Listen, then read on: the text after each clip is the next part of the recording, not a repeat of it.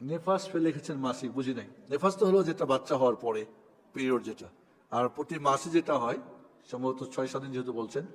মনে রাখতে হবে যাদের নির্দিষ্ট সময় আছে, 3 দিন, 5 দিন, 7 দিন, এই সময়টা শেষ হয়ে গেলে পবিত্র হওয়ার যে আলামত হয়, একেবারে শুকিয়ে গেছে, বের হচ্ছে না, অথবা যদি চুনা পানি আসে, যেটাকে বলে আপনার সাদা পানি, তাহলে পবিত্র হয়ে গেছে। এরপরে যদি হয় তাহলে সেটা অপবিত্র আর না, আপনি নামাজ চালিয়ে যাবেন।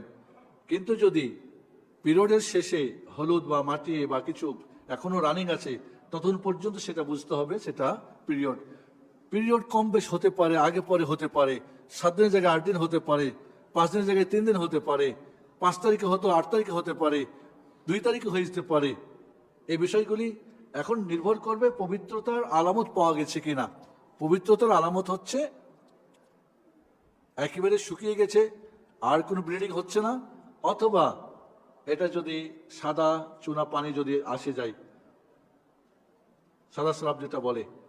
এছাড়া আগে পরে হতে পারে, সেটা যার সমস্যা কোনো একজন বড় শাইখের সাথে কথা বলে নির্দিষ্ট করতে হবে।